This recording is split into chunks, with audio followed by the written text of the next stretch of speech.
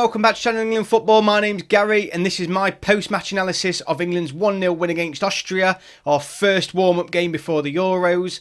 Stick around for the rest of this video because what I'll be doing is I'll be giving individual player ratings, and then at the end of the video I'll be giving my overall score for the England performance. So without further delay, let's get into this one. Okay, just before we start, please like and subscribe if you're new to the channel. Please leave me a comment below, let me know your player ratings and give me your overall score at the end. Okay, right then. So yeah, this is the first post-match video I'm going to be doing, so my reaction to it.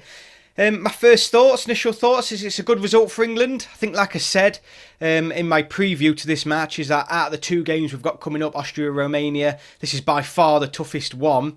And I think England did well. You know, I think in the first half we probably should have scored. We should have scored. Bellingham had a great chance. Obviously, Kane, I know it was offside, but it would have stood because there was no VAR.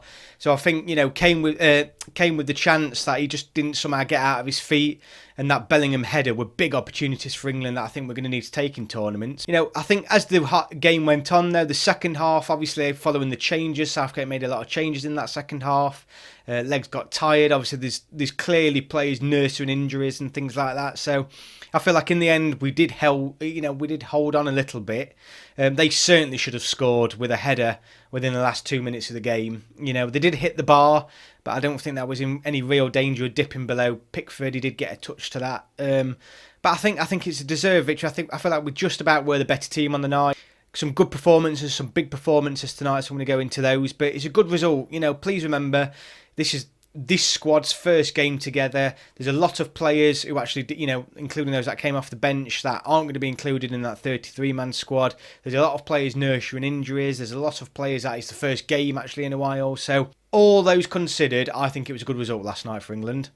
So getting straight into my player ratings. So Pickford was in goal. So if we're starting with Jordan Pickford, I would say Pickford was one of our best players. And I've said it before and I've said it again, when I was picking my squad, don't get me wrong, I think Pope's brilliant, I think Henderson's brilliant, but for me, Pickford is by far England's best goalkeeper.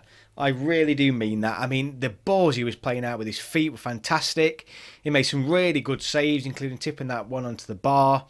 He was commanding in the area.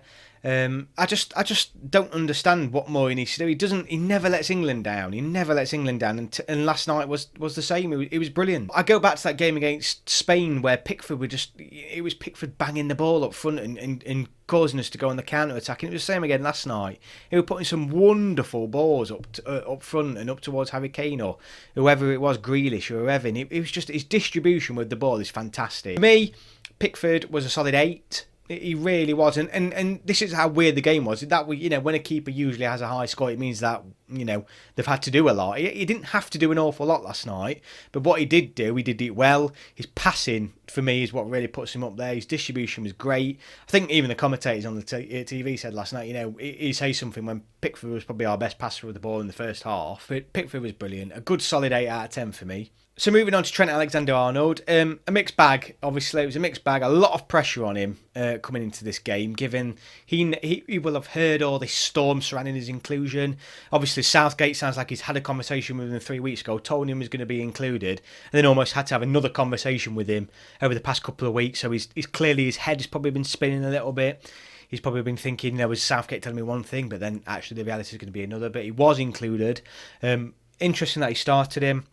I think Trent Alexander-Arnold, he had an all right game. You know, he wasn't setting the world alight. He wasn't garbage by any means. He was involved in quite a lot of England's play. The big thing is obviously his injury at the end of that game. It does look a bad injury. It does look like he's going to rule himself out, unfortunately. We'll hopefully see later on today or early tomorrow morning what the extent of that is. But for me, last night, Trent was a solid 7 out of 10. So going on to Mings Coady, he was there. Yeah, he started. It was just, he didn't have an awful lot to do. You know, his passing was sound. He didn't really struggle to get in the game. He was on the ball enough. Him and Mings seemed relatively solid. Obviously, there was that free header at the end of the game that is a little bit worrying. But nothing, I mean, let's be honest, there was nothing there to trouble him or Mings. So I think for both of them two, I'm going to go for a 6. So And I do include Mings in this as well. They both had relatively similar games. Not too much to worry about. Mings was a little bit, I think there was a couple of times where he was a little bit suspect. Going on to Trippier. Again, not an awful lot for him to do. I think he was involved in the game, actually, a lot less than TAA. But, I think the thing is with Trippier, every time he gets the ball, you can see he's just so experienced and he's calm. And you can see the difference in him as an established, matured, professional fullback against Trent Alexander-Arnold. And that is not to say that he's far better. I'm not saying Trippier is a far better player than TAA. It's just a general play of how he behaves on the pitch, how he controls the ball, the passes he chooses, the runs he makes.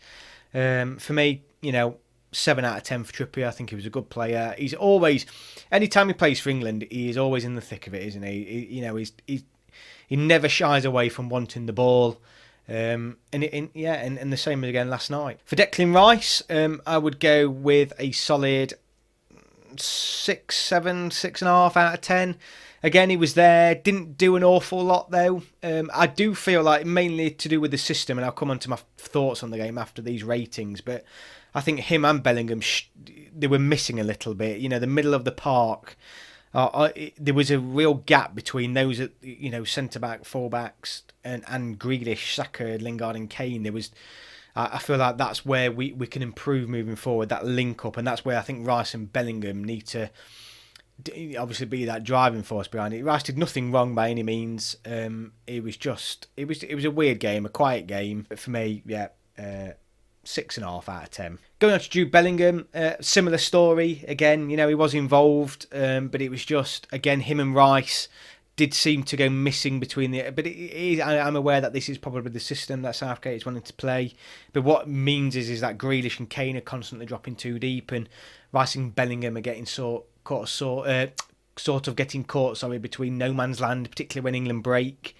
So for me, a good 6.5, 7 out of 10 again for Bellingham along with Rice. I think they had very similar games. Lingard, for me, I think he was, he played well. He played well. He was involved in the goal, and he did create those chances. So for me, 7 out of 10 for Lingard. I think he had a good game. I think that's enough said. Moving on to Jack Grealish, best player on the pitch. I'll come on to him and the other player who I think had a really good game as well. But for me, 8 out of 10 for me, Grealish. Even if it wasn't, he's not doing anything other than just being a pain in the arse, isn't he? Whether he's winning a free kick, whether he's making runs through the middle like he did for the goal that led to Saka getting on the end of it. He was just always there. He was a thorn in Austria's side all night. I think he completely cemented his starting place. I really do, against Croatia. I think he was that good last night. He was by far the most threatening player that England had. And Austria didn't know how to handle him, basically. The only thing they could do is bring him down, but he draws those fouls and gives us the chance for those set pieces. So Grealish for me, good 8 out of 10 last night. Moving on to Saka. Saka again, fantastic player. Got the goal, fantastic goal, first ever goal for England, so well done to Saka. And he was a threat. He was a threat all night. Similar to Grealish, but maybe not as involved. Good 7.5 out of 10 for me, Saka. Really knocking on the door. If he gets a call up against Romania as well in the starting 11 and puts another performance like that, Southgate's got a tough job. I don't think he will start against Croatia, but he did himself no harm last night. So well done, Saka. Good 7.5 out of 10. England's second best player on the pitch for me last night. Harry Kane, again, I think he had one of those performances where he does go missing a little bit, but he is isolated up there on his own. He did have that great chance. I know he was offside, but it would have been given. For me, 7 out of 10 for Kane. He could have done better. I think he should have put that chance away, regardless if it was offside or not. But he's always involved. He's always laying it off. But I just think we haven't got a son in our team like Kane has. So it's no good him dropping deep. He needs to stay up front and rely on Lingard, Grealish and Saka to create those chances for him. But good 7 out of 10 for me for Kane. Right, so that's the player ratings done. So like I said, best players on the pitch for me were Grealish, Saka and Pickford. All of them, Pickford for his distribution, Saka for his goal and the runs he was making, and he was a nuisance all night. And Grealish was just by far, I think, the best English player on the pitch. I think he's, like I said, I think he has cemented his place. I really do. I think obviously the thing that maybe may hold him back from starting against Croatia is his injury. He's clearly got a niggle that he still isn't fully fit. So he did have ice on his leg at the end of the game. It's shown last night how important he's going to be for England. I mean, what a player. He really was a real issue for Austria last night, and they couldn't handle him, basically. For the overall performance, I think England did okay. You know, it was a good result against a good team. This is a strong team. Any team that's qualified for these Euros are no pushovers. You know, so people predicting 3-4-0 before the game, you just think, come on, we've got to realise that these teams aren't just going to let us walk over them. We did slack off in the second. You know, there was the substitutions made. A lot of, you know, you can't make 7 or 8 substitutions and not feel like it's going to disrupt your flow. They should have equalised at the end, let's be honest. They should have come away with a draw.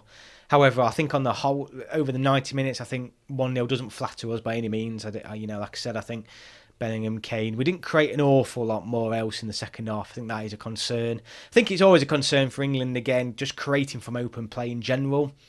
We don't seem to do it against any sort of half-decent opposition. Going back to the last World Cup, a lot of our goals are set pieces. I can only really think of Lingard against the Panama game and Dele Alli against Sweden, where we weren't relying on set pieces. So it was a development point from a lot of England fans coming from the World Cup that England try and learn how to attack more from a just in open play. Given all the considerations that's gone off, it's a great result for England. 1-0 is a good result. I think overall for England, and I'm going to do this for every single one, so I'm going to do player ratings and then an overall England performance rating. I'm going to go for a 7 out of 10. We did what we needed to do. Players are on the pitch that necessarily aren't going to be starting, and then obviously towards the end of the game, players on the pitch aren't even going to the Euros.